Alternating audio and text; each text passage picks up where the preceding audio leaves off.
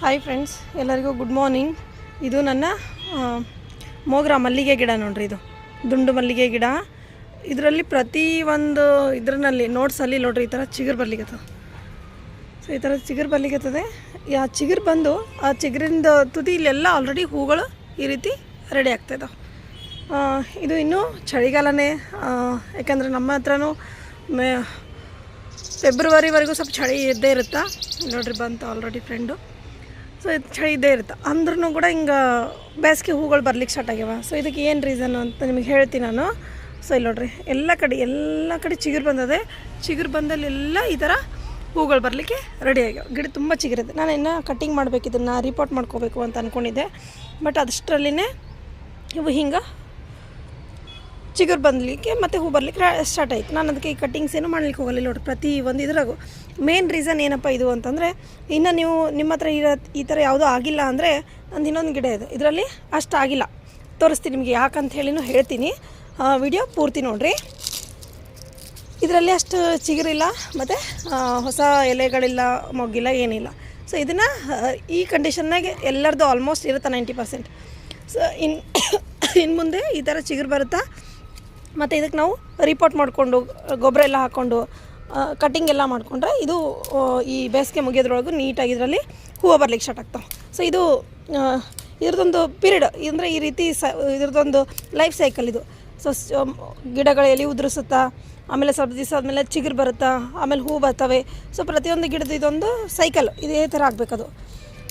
So ಈ ಥರ ಗಿಡಗಳು ಒಣಗ್ತವೆ, ಹೊಸ ಎಲೆ ಬರ್ತದೆ, ಹೊಸ ಚಿಗುರು ಬರ್ತದೆ, ಹೊಸ ಬ್ರ್ಯಾಂಚ್ ಬರ್ತವೆ. ಸೊ ಹಳೆವೆಲ್ಲ ಉದುರ್ತವೆ. ಸೊ ಈ ಥರ ಈಗ ಸಣ್ಣದ್ರೆ ಇಲ್ಲಿನೂ ಚಿಗುರು ಕಾಣ್ಲಿಕ್ಕೆ ಸ್ಟಾರ್ಟ್ ಆಗಿದೆ ಅಂದರೆ ಇದ್ರ ಸೀಸನ್ ಸ್ಟಾರ್ಟ್ ಆಗ್ಯದ ಅಂತ ಅರ್ಥ. ಇನ್ನು ಚಿಗುರು ಕಾಣಿಸ್ಲಿಕ್ಕೆ ಅಂತಂದ್ರೆ ಸೀಸನ್ ಸ್ಟಾರ್ಟ್ ಆಗ್ಯದ ಅಂತ. ಸೊ ಇಂಥ ಟೈಮ್ನಾಗ ನೀವೇನು ಮಾಡ್ಬೇಕು, ಇವಾಗ ಇದನ್ನು ನೀಟಾಗಿ ರಿಪೋರ್ಟ್ ಮಾಡ್ಕೋಬೇಕು. ಸೊ ಮಣ್ಣೆಲ್ಲ ಚೇಂಜ್ ಮಾಡಿಕೊಂಡು ನೀಟಾಗಿ ಗೊಬ್ಬರ ಎಲ್ಲ ಕೊಟ್ಕೊಂಡು ಇದನ್ನೆಲ್ಲ ಒಂದು ಸತಿ ನೀಟಾಗಿ ಮಾಡ್ಕೋಬೇಕು. ಇಲ್ಲಿ ನೋಡ್ರಿ ಈ ಥರ ನನ್ನ ಮಣ್ಣನ್ನು ಎಷ್ಟು ಚೆನ್ನಾಗಿ ಬ್ಲ್ಯಾಕ್ ಕಲರಲ್ಲದೆ ಇದರಲ್ಲೆಲ್ಲ ರೂಟ್ಸೇ ಅದಾವೆ. ಹೌದಾ, ಫುಲ್ ರೂಟ್ಸಿಂದ ತುಂಬೋಗಿದೆ. ಇದಕ್ಕೆ ನಾನು ಏನು ಮಾಡ್ತೀನಿ ಈಗ ಅಂದರೆ ಇದನ್ನು ತೆಗೆದು ರಿಪೋರ್ಟ್ ಮಾಡಿಕೊಂಡು ಸ್ವಲ್ಪ ರೂಟ್ ಪ್ರೂನಿಂಗ್ ಎಲ್ಲ ಮಾಡ್ಕೋತೀನಿ. ಅಂದರೆ ಈ ಗಿಡ ಇದಕ್ಕೆ ಬೇಕಾದಂಗೆ ಗೊಬ್ಬರ ಎಲ್ಲ ಹಾಕ್ಕೋಬೇಕಲ್ಲ, ಅದಕ್ಕೆ ಹಾಗಾಗಿ ನಾನು ರೂಟ್ಸ್ ಎಲ್ಲ ತೆಗಿತೀನಿ. ಅದಕ್ಕೆ ಜಾಗನೂ ಆಗುತ್ತೆ. ನೋಡ್ರಿ ಮಣ್ಣು ಎಷ್ಟು ಬ್ಲ್ಯಾಕ್ನಾಗ ಅದ, ಮತ್ತಂದರೆ ಎಲ್ಲ ಪಾಟ್ನಾಗ ಅಷ್ಟೇ, ಮತ್ತು ಅಷ್ಟೇ ಲೂಸ್ ಇರ್ತದೆ. ಈ ರೂಟ್ಸ್ ಜಾಸ್ತಿ ಆಯ್ತಂದ್ರೆ ಇದು ಸ್ವಲ್ಪ ಟೈಟ್ ಆಗಿರ್ತದೆ ನೋಡಿ, ಬರೀ ರೂಟ್ಸ್ ಕಾಣ್ಲಿಕ್ಕೆ ಈ ಥರ. ಸೊ ಇದನ್ನು ರಿಪೋರ್ಟ್ ಮಾಡ್ಕೋತೀನಿ. ಮತ್ತು ಈ ಗಿಡದಲ್ಲಿ ಯಾಕಪ್ಪ ಇಷ್ಟು ಜಲ್ದಿ ಚಿಗುರು ಬಂತು ಮತ್ತು ಇಷ್ಟು ಜಲ್ದಿ ಯಾಕೆ ಮೊಗ್ಗು ಬರ್ಲಿಕ್ಕತ್ತದ ಅಂತಂದ್ರೆ ಅದನ್ನೂ ರೀಸನ್ ಹೇಳ್ತೀನಿ. ಸೊ ನಾನೇನು ಮಾಡ್ತಿದ್ದೆ ಅಂದರೆ ಇಲ್ಲಿ ನೋಡಿರಿ ಇದರೆಲ್ಲ ನಾನೇನು ಹಾಕಿಲ್ಲ. ಇಲ್ಲಿ ನೋಡಿರಿ ಇದು ಹಾಗೆ ಇದೆ. ಇದೇ ಎಲೆ ಉದ್ರೆ ಎಲೆ ಮಲ್ಚಿಂಗ್ ಥರ ಆಗಿದೆ, ನಾನು ಹಿಂಗೆ ಬಿಟ್ಟೀನಿ. ಬಟ್ ಇದರಲ್ಲಿ ಏನು ಮಾಡೀನಿ ನಾನು ಅಂದರೆ ಇಲ್ಲಿ ನೋಡಿರಿ ಈ ಕಿಚನ್ ವೇಸ್ಟ್ ಇರ್ತದಲ್ಲ, ಕಿಚನ್ ವೇಸ್ಟ್ ಎಲ್ಲ ತಂದು ನಾನಿಲ್ಲಿ ಹಾಕ್ತಾಯಿದ್ದೆ. ನೋಡಿರಿ ಕಿಚನ್ ವೇಸ್ಟ್ ತಂದು ಹಾಕೀನಿ ಆಲ್ಮೋಸ್ಟ್. ಇಲ್ಲಿ ನೋಡಿರಿ ಇಲ್ಲೆಲ್ಲ ಗೊಬ್ಬರ ರೆಡಿ ಆಗ್ಯದ. ಇದಕ್ಕೆ ಯಾಕೆ ಹಾಕಿದೆ ಅಂದರೆ ಇದು ಮಣ್ಣು ಫುಲ್ ಇತ್ತು, ಮೇಲೆ ಇಲ್ಲಿ ಜಾಗ ಖಾಲಿ ಇತ್ತಲ್ಲ, ಹಾಗಾಗಿ ನಾನು ಇದ್ರನ್ನಾಗೆಲ್ಲ ಈ ಥರ ಕಿಚನ್ ವೇಸ್ಟು ಇದು ವೇಸ್ಟ್ ಎಲ್ಲ ಈ ಥರ ಹಾಕೋದು ಬಂದೀನಿ. ಅದೆಲ್ಲನೂ ತಿರುಗಿ ಈ ಥರ ನೀಟಾಗಿ ಗೊಬ್ಬರ ಆಗ್ಯದ. ಸೊ ಅದು ಗೊಬ್ಬರ ಸಿಕ್ಕಂಗೆ ಈ ಗಿಡ ಏನಾಗಿದೆ ಚೆಂದಾಗಿ ಚಿಗಿದ್ಬಿಟ್ಟು ಹೂ ಬರ್ಲಿಕ್ಕೆ ಸ್ಟಾರ್ಟ್ ಆಗ್ಯಾವ. ಸೊ ಈ ರೀತಿ ನೋಡ್ಕೋಬೇಕು ನಾವು ನಮ್ಮ ಗಿಡಗಳನ್ನು, ಯಾವ ರೀತಿ ನಾವು ಕೇರ್ ಮಾಡ್ಕೋಬೇಕು ಅಂಥೇಳಿ. ಸೊ ಈ ರೀತಿ ನಾನು ಮಾಡಿದ್ರಿಂದ ಈ ಗಿಡ ತುಂಬ ಚಿಗುರು ಹೂಗಳು ಇನ್ನೇನು ಇದು ಒಂದು ಅರ್ಲಿ ಸಮ್ಮರ್ನಾಗೆ ಸ್ಟಾರ್ಟ್ ಆಗಿದೆ ಇದು. ಸೊ ಈ ಥರ ಗಿಡಗಳು ಒಂದು ಆರೈಕೆ ನಮ್ಮ ಕೈಯಾಗಿರುತ್ತೆ. ನಾವು ಯಾವ ರೀತಿ ಅದನ್ನು ನೋಡ್ಕೊತ ಹೋಗ್ತೀವಿ ಆ ರೀತಿ ಅದು ಬೆಳ್ಕೊತ ಹೋಗ್ತದೆ. ನಾನು ಹಿಂಗೆ ಬಿಟ್ಟರೆ ಅದು ಹಾಗೆ ಇರ್ತಿತ್ತು. ನಾನು ಹಿಂಗೆ ಸ್ವಲ್ಪ ಇದ್ರ ಇರಲಿ ಅಂತ ಗೊಬ್ಬರ ಹಾಕಿದ್ದೆ. ನಾನು ಆಫ್ ಸೀಸನ್ ಇದ್ರೂ ಕೂಡ ಗೊಬ್ಬರ ಅಂದರೆ ಏನು ಡೈರೆಕ್ಟ್ ಗೊಬ್ಬರ ಹಾಕಿಲ್ಲ, ನಾನು ರೆಡಿಯಾಗಿರೋ ಗೊಬ್ಬರ ಅಂತೂ ಹಾಕಿಲ್ಲ. ಈ ರೀತಿ ನಾನು ವೇಸ್ಟನ್ನು ಹಾಕಿ ಅದನ್ನು ನಿಧಾನವಾಗಿ ಕೊಳಿತಾ ಹಾಕಿ ಆಲ್ರೆಡಿ ಒಂದು, ಯಾಕಂದ್ರೆ ಮೇಲೇ ಹಾಕಿನಿ, ಮೇಲೆ ಮಣ್ಣೇನು ಹಾಕಿಲ್ಲ ನಾನು. ಆಲ್ರೆಡಿ ಒಂದು ತಿಂಗಳೇ ಆಗಿರ್ಬೋದು. ಆಲ್ಮೋಸ್ಟ್ ಎಲ್ಲದರಲ್ಲೂ ಹಿಂಗೆ ಹಾಕಿರ್ತೀನಿ ನೋಡಿರಿ ನಾನಿಲ್ಲಿ. ಸೊ ನೋಡಿರಿ ಇದೆಲ್ಲ ಅಷ್ಟೇ, ಇದೆಲ್ಲ ಕೊಳೆತು ಇಲ್ಲಿ ಗೊಬ್ಬರ ಆಗಿದೆ ನೋಡಿರಿ. ಇಲ್ಲಿ ಎಷ್ಟು ಚಂದ ಗೊಬ್ಬರ ಆಗಿದೆ ಇದು. ಇಲ್ಲಿ ಎಷ್ಟು ಬ್ಲ್ಯಾಕ್ ಇದೆ ಗೊತ್ತಾಯಿದೆ, ಎಷ್ಟು ಚಂದದ ಗೊಬ್ಬರ ಆಗಿದೆ ನೋಡಿ. ಸೊ ಈ ಥರ ಎಲ್ಲ ಗಿಡದಲ್ಲಿ ಹಿಂಗೆ ಹಾಕೋದು ಬರ್ತಿದ್ನಲ್ಲ ಪಾಟ್ನಾಗ. ಸೊ ಪಾಟ್ನಾಗ ಜಾಸ್ತಿ ಮಣ್ಣು ನಾನು ಹಾಕೋಲ್ಲ. ಕೆಳಗಡೆ ವೇಸ್ಟ್ ಹಾಕಿರ್ತೀನಿ, ಇಲ್ಲ ನಾರಿನ ಗುಂಜು ಹಾಕಿರ್ತೀನಿ, ತೆಂಗಿನ ಗುಂಜು ಅದನ್ನು ಹಾಕಿರ್ತೀನಿ. ಅದಂದರೆ ಇಲ್ಲಾಂದರೆ ಮೇಲೆ ಹಿಂಗೆ ಹಾಕಿರ್ತೀನಿ, ಡ್ರೈ ಲೂಸ್ ಹಾಕಿರ್ತೀನಿ. ಮಣ್ಣು ನಾನು ಕಮ್ಮಿನೇ, ಯಾಕೆಂದರೆ ನಾನು ಮಣ್ಣು ಹೊರಗಿಂದ ಏನೂ ತರೋಂಗಿಲ್ಲ. ಇದ್ದಿದ್ದು ಮಣ್ಣನ್ನೇ ಜಾಸ್ತಿ ಹಾಕ್ತಿರ್ತೀನಿ. ನಾನು ಎಷ್ಟು ಜಾಸ್ತಿ ಹಾಕ್ತೀನಿ ಗಿಡ ಅಷ್ಟು ಮಣ್ಣು ನನ್ನ ಹತ್ರ ಇರುತ್ತೆ, ಯಾಕಂದರೆ ಇದೇ ರೀಸನ್.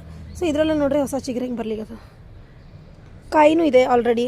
ಸೊ ಕಾಯಿನೂ ಅದೇ, ಇದನ್ನೂ ಬರ್ತದೆ. ಸೊ ಇದು ಒಂದು ರೀಸನ್ ನಾವು ಈ ಥರ ಗಿಡಗಳಿಗೆ ನೋಡ್ಕೊತ ಹೋದರೆ ಅದು ತಾನೇ ನಮಗೇನು ಕೊಡಬೇಕು ಅದು ಸೀಸನ್ ವೈಸ್ ಕೊಡ್ತಾ ಹೋಗ್ತದೆ. ಸೊ ಇದರಲ್ಲೂ ಅಷ್ಟೇ, ಇದ್ರಾಗ ಜಾಸ್ತಿ ಹಾಕಿಲ್ಲ ನಾನು, ಯಾಕಂದರೆ ಜಾಗ ಇಲ್ಲ ಇದರಲ್ಲಿ, ಮಣ್ಣು ಫುಲ್ ಆಗ್ಯದ ಇದು. ಸೊ ಇದನ್ನೆಲ್ಲ ಮಣ್ಣೆಲ್ಲ ತೆಗಿಬೇಕು, ತೆಗೆದು ಹಾಕೀನಿ ಇದರಲ್ಲೂ, ಬಟ್ ಅಷ್ಟು ಜಾಸ್ತಿ ಹಾಕಿಲ್ಲ. ರೀಸೆಂಟಾಗಿ ನಾನು ಇದರಲ್ಲಿ ಹಾಕಿದ್ದೆ. ಸೊ ಇದು ಇನ್ನೊಂದು ಸ್ವಲ್ಪ ದಿವಸದಲ್ಲಿ ಇದನ್ನು ಕೂಡ ನೋಡಿರಿ ಹೊಸ ಚಿಗುರು ಫುಲ್ ಬರ್ಲಿಕ್ಕೆ ಸ್ಟಾರ್ಟ್ ಆಗ್ತದೆ. ಬಂದು ಚಿಗುರು ಬಂದಲ್ಲೆಲ್ಲ ಆಟೋಮೆಟಿಕ್ ತಾನೇ ಹೂವೆಲ್ಲ ಬರ್ತವೆ ಇವೆಲ್ಲ. ಸೊ ನಾನು ಇವೆಲ್ಲ ಗಿಡಗಳು ಇನ್ನೊಂದು ವಾರ ಒಂದು ತಿಂಗಳು ಅನ್ಕೋರಿ ಹೆಚ್ಚು ಕಮ್ಮಿ ಶಿಫ್ಟ್ ಮಾಡ್ತೀನಿ. ನನ್ನ ಗಾರ್ಡನ್ ಎಲ್ಲ ನಾನು ಆ ಕಡೆ ಬೇರೆ ಕಡೆ ಶಿಫ್ಟ್ ಮಾಡ್ತಾಯಿದ್ದೀನಿ, ನನ್ನ ಹೊಸ ಮನೆ ಕಡೆ ಶಿಫ್ಟ್ ಮಾಡ್ತಾಯಿದ್ದೀನಿ ಎಲ್ಲ ಅಷ್ಟು. ಸೊ ಅಷ್ಟ್ರಾಗ ಏನಾದರೂ ಡಿಸ್ಟರ್ಬೆನ್ಸ್ ಆದರೂ ಆಗ್ಬೋದು, ನಾನು ಹೂ ತೊಗೋತೀನೋ ಇಲ್ಲ ಈ ವರ್ಷ ಗೊತ್ತಿಲ್ಲ. ಬಟ್ ಈಗಂತೂ ನನ್ನ ಗಿಡಗಳು ಎಲ್ಲದಕ್ಕೂ ರೆಡಿ ಇದಾವೆ. ಸೊ ಇದು ಅಷ್ಟೇ ಒಂದು. ಸೊ ಇದರಲ್ಲಿ ಮಾರ್ನಿಂಗ್ ಗೋರಿ ಗಿಡ ಬೆಳ್ಕೊಂಬಿಟ್ಟು ಇದಕ್ಕೇನು ಬೆಳಿಲಿಕ್ಕೆ ಬಿಡೋಂಗಿಲ್ಲ ಅನ್ನಿಸ್ತದೆ. ಫಸ್ಟ್ ಇದನ್ನು ತೆಗಿತೀನಿ ನಾನು. ಇದು ತೆಗೆದ್ರಷ್ಟೇ ನನಗೆ ಗಿಡಗಳು ಚೆನ್ನಾಗಿ ಬೆಳೀತಾವೆ. ಇಲ್ಲಿ ನೋಡಿರಿ. ಸೊ ಇದನ್ನು ಅಷ್ಟೇ, ಇದನ್ನು ಮಾರ್ನಿಂಗ್ ಗ್ಲೋರಿ ಈ ಸೈಡ್ ಹಾಕ್ಕೊತೀನಿ, ಇದೊಂದು ಇದಕ್ಕೆ ತೆಕ್ಕೊತೀನಿ. ಸೊ ಇದರಲ್ಲಿ ಅಷ್ಟೇ ನೋಡಿರಿ ಅಷ್ಟು ಹಾಕಿ ನಾನು ಕಿಚನ್ ವೇಸ್ಟು ನೋಡಿರಿ, ಫುಲ್ ಕಿಚನ್ ವೇಸ್ಟ್. ಇದರಲ್ಲಿ ಏನಿಲ್ಲ, ಮಣ್ಣು ಕಡಿಮೆನೇ ಇದೆ. ಸೊ ಈ ರೀತಿ ಹಾಕೋದ್ರಿಂದ ನಾವು ಗೊಬ್ಬರನೂ ಮಾಡ್ಕೊಬೋದು ಮನೆಯಲ್ಲಿ, ಆಮೇಲೆ ಗಿಡಗಳನ್ನು ಚೆನ್ನಾಗಿ ಸೊಗಸಾಗಿ ಬೆಳೀಲಿಕ್ಕೆ ಸ್ಟಾರ್ಟ್ ಆಗ್ತವೆ. ಸೊ ಈ ರೀತಿ ಈ ರೀತಿ ಎಲ್ಲ ಗಿಡದಲ್ಲ ಆಲ್ಮೋಸ್ಟ್ ನಾನು ಹಿಂಗೆ ಮಾಡಿರ್ತೀನಿ, ತೋರಿಸ್ತೀನಿ ನಿಮಗೆ. ಇನ್ನೊಂದಿಷ್ಟು ಇದು ಕಾಯಿ ಹಣ್ಣು ಆಯಿತಾ ಇಲ್ಲ, ಲಾಸ್ಟ್ ಟೈಮ್ ಅದು ಹಣ್ಣಾಗಿ ಹಿಂಗೆ ಉದುರು ಬಿದ್ದಿತ್ತು.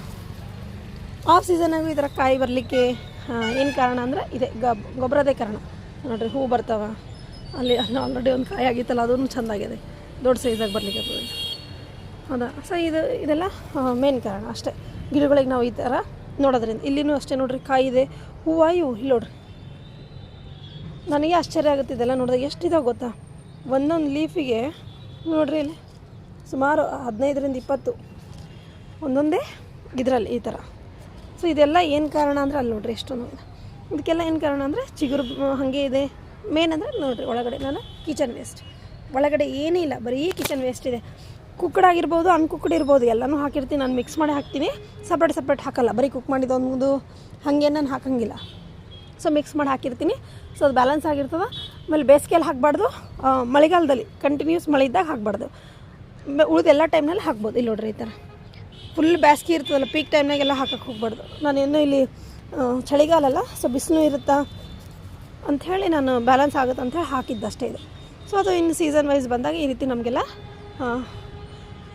ಆಟೋಮೆಟಿಕ್ ಆಗೋದು ತನ್ನಿಂದ ಏನು ಮಾಡಬೇಕು ಅದು ಮಾಡಲಿಕ್ಕೆ ಸ್ಟಾರ್ಟ್ ಮಾಡುತ್ತೆ. ಸೊ ಇದೇ ರೀತಿ ಗಿಡಗಳಿಗೆ ಸ್ವಲ್ಪ ಕೇರ್ ತೊಗೊಂಡ್ರೆ ಸಾಕು, ಗಿಡಗಳು ನಮ್ಮ ಜೊತೆ ಚೆನ್ನಾಗಿರ್ತವೆ. ನೋಡ್ರಿ ಮೊಗ್ಗು ಇನ್ನೇನು ಒಂದು ವಾರದಲ್ಲಿ ಹೂ ಗಮ್ ಅನ್ಬೋದು, ಅಷ್ಟು ಮೊಗ್ಗು ಕಾಣಿಸ್ಲಿಕ್ಕೆ ನನಗಂತೂ ಭಾಳ ಖುಷಿ ಆಯಿತು. ಸೊ ಓಕೆ ಫ್ರೆಂಡ್ಸ್, ನೀವು ಈ ಥರ ಇನ್ನೇನು ಗಿಡ ನಿಮ್ಮದು ಇನ್ನೂ ಹೂ ಬಂದಿಲ್ಲ, ಚಿಗುರು ಬಂದಿಲ್ಲ ಅಂದರೆ ನೀವು ಆದಷ್ಟು ಈಗ ಅದನ್ನು ರಿಪೋರ್ಟ್ ಮಾಡಿ ಗೊಬ್ಬರ ಕೊಡೋಕ್ಕೆ ಸ್ಟಾರ್ಟ್ ಮಾಡಿಬಿಡ್ರಿ. ಎಲ್ಲದರಲ್ಲೂ ಆರಾಮಾಗಿ ಬರಲಿಕ್ಕೆ ಸ್ಟಾರ್ಟ್ ಆಗುತ್ತೆ. So okay friends.